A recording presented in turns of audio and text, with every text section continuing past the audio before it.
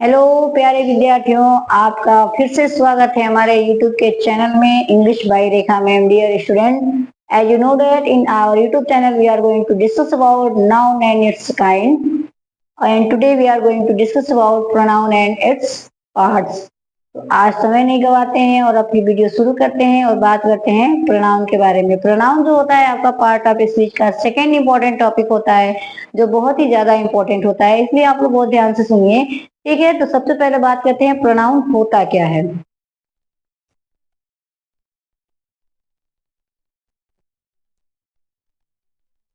Pronoun जिसकी हिंदी होती है सर्वनाम। अब प्रोनाउन की जो डिफिनीशन होती है वो क्या होता है? ऐसे शब्द जो क्रिया के स्थान पे प्रयोग किए जाते हैं, सॉरी, ऐसे शब्द जो संज्ञा के स्थान पे प्रयोग किए जाते हैं उन्हें सर्वनाम कहते हैं। ठीक है, इस तरह से इसकी जो डिफिनीशन बनती है।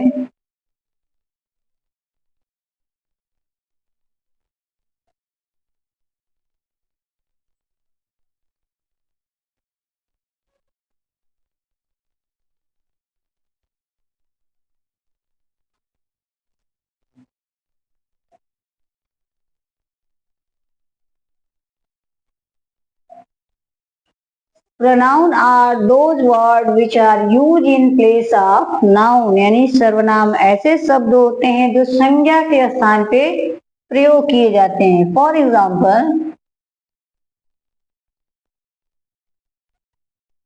अगर हमने कहा कि Ram is a good boy, Ram is a good boy. देखिए, मैंने एकदम सरल तरह से आपको एग्जाम्पल समझाने की कोशिश की है and I hope you understand it very well. Ram आपका क्या है? नाउन। हमको क्या करना है? इसको रिप्लेस करना है, तो इसको जगह पे हमने लिखा कि he is a good boy. और डिफिनेशन में क्या पढ़ा कि जो शब्द संज्ञा के बदले या संज्ञा के स्थान पे प्रयोग किए जाते हैं उन्हें हम सर्वनाम कहते हैं। दूसरा,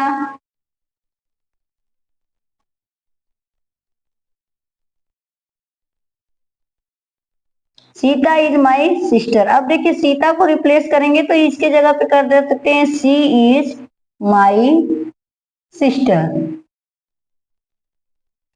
अब देखिए, अब एक और एग्जांपल देखते हैं कि Taj Mahal.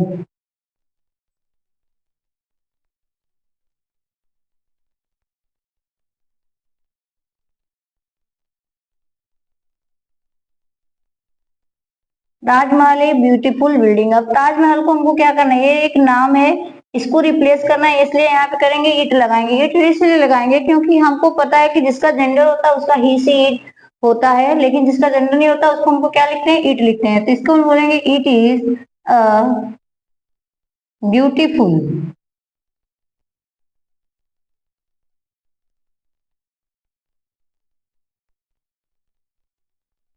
It is a beautiful building, यानी क्या है? सुंदर इमारत है। ये बात हुई प्रोनाउन की। आई होप आपको प्रोनाउन अच्छे से समझ में आया होगा। अब हम लोग बात करते हैं प्रोनाउन के पार्ट्स की। अगर आपको इसका स्क्रीनशॉट लेना है तो ले सकते हैं, फिर हम आगे बढ़ते हैं और बात करते हैं प्रोनाउन के पार्ट्स की।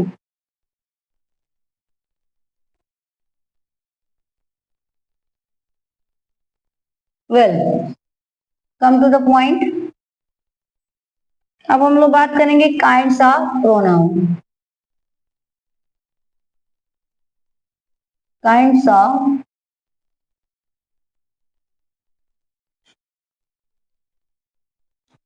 अब देखिए, काइंड्स ऑफ प्रोनाउन जो होता है कई तरह के होते हैं। कहीं कहीं 11 होते हैं, कहीं कहीं 7 होते हैं, कहीं कहीं 5 होते हैं।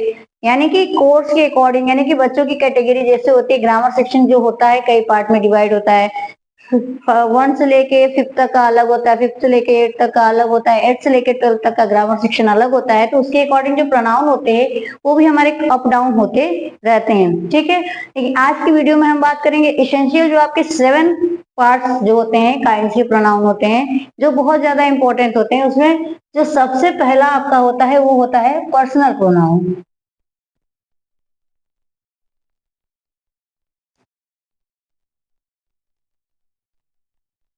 पर्सनल प्रोनाउन की जो हिंदी होती है उसको व्यक्तिवाचक संज्ञा बोलते हैं। व्यक्तिवाचक संज्ञा। कहीं कहीं इसको पुरुषवाचक भी बोला जाता है।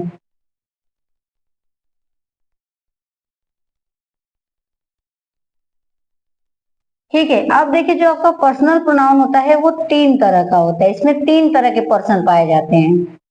ठीक, अब वो 3 तरह के पर्सन कौन कौन से होते हैं पहले उनको जान लेते हैं। अब जो पहला जो होता है इसको बोलते हैं फर्स्ट पर्सन, और फर्स्ट पर्सन में आपके क्या क्या आते हैं, आई और वी आते हैं, आई और वी आते हैं। दूसरा आपका होता है सेकेंड पर्सन, जिसमें यू और योर आता है। और तीसरा आपका होता है थर्ड, जिसमें आपका ही सी इट और प्लस नेम, यानी नाम को भी हम थर्ड पर्सन प्रोनाउन ही मानते हैं। ठीक है,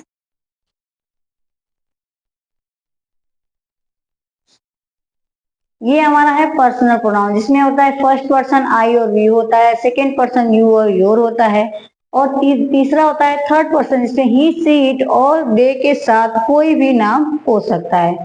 वेल, ये बात की हमारी पर्सनल प्रोनाउन की। अब हम लोग बात करते हैं डेमोन्स्ट्रेटिव प्रोनाउन की, जो प्रदर्शनकारी सर्वनाम होते हैं।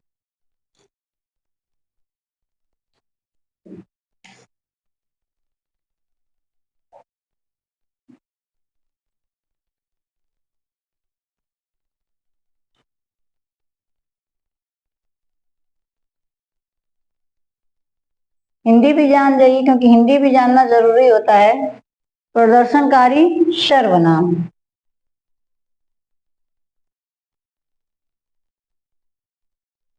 अब देखिए प्रदर्शनकारी सर्वनाम जैसे ये क्या करते हैं, किसी व्यक्ति वस्तु की तरफ क्या करते हैं, इंडिकेट करते हैं, इशारा करते हैं। और ऐसे सर्वनाम होते हैं दिस, दैट, और क्या, दीज और दोज।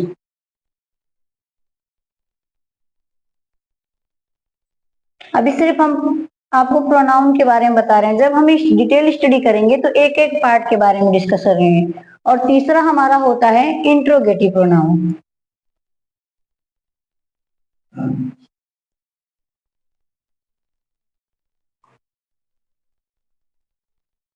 नाम से ही पता है, प्रश्नवाचक।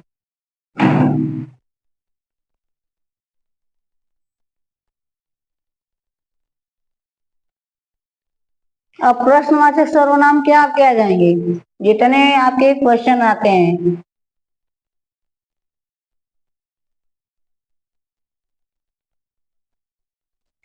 whose, whose, whom, और क्या हो सकता है, what हो सकता है, which हो सकता है। अब बात करते हैं चौथा। चौथा जो हमारा प्रोनाउन होता है वो इनडेफिनिट प्रोनाउन होता है।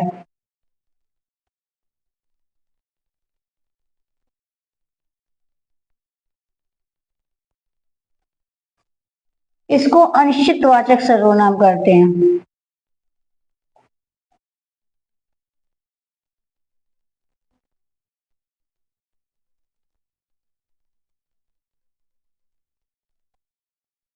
अनिश्चितवाचक सर्वनाम, और इसका सर्वनाम, ये सर्वनाम कैसे हो सकते हैं, यानी कि कोई फिक्स आपको जानकारी नहीं दे सकते हैं। एनीबडी,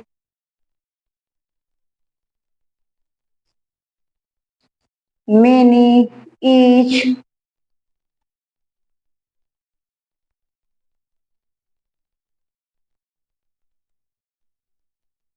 ये आपके होंगे क्या, इंडेफिनिट प्रोनाउन। नेक्स्ट बात करेंगे हम लोग इंडेफिनिट के बारे में। आपका आ गया रिफ्लेक्सिव प्रोनाउन। ये आपने अगर स्क्रीनशॉट ले रखा होगा तो ले लीजिए। अभी हम लोग आगे बढ़ते हैं।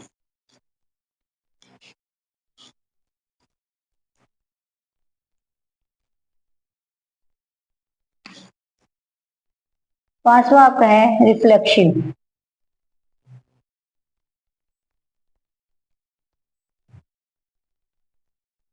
देखिए रिफ्लेक्सिव प्रोनाउन जो होता है जिसकी हिंदी होती है कर्मकर्ता।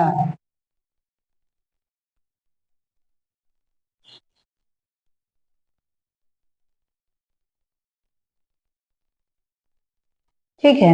अब ऐसे सर्वनाम में क्या आता है, जैसे रिफ्लेक्सिव यानी कि जो खुद के ऊपर हर बात को अपनी कह सकते हैं, जैसे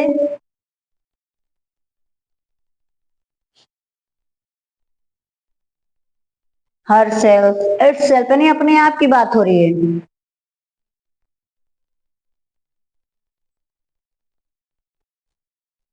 हो गया, समझ में आ रहा है।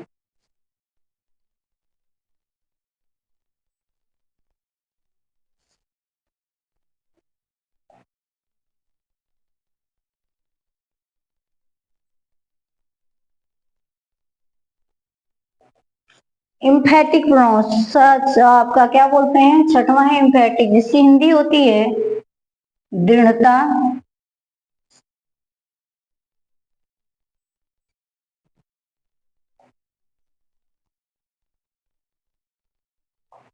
दृढ़तावाचक सर्वनाम।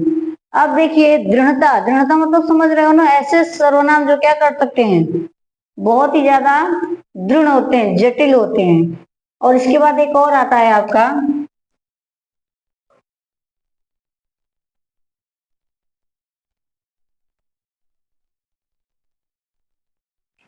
रिलेटिव प्रोनाउन, आपको पता है रिलेटिव मतलब पता है, रिलेटिव मैंने क्या होता है, ये आप मुझे कमेंट करके बताएंगे कि रिलेटिव प्रोनाउन क्या होता है और इम्फेटिक प्रोनाउन किसको बोलते हैं, ठीक है। अब ये रिलेटिव प्रोनाउन क्या होगा, आपका जो रिलेटिव प्रोनाउन होता है,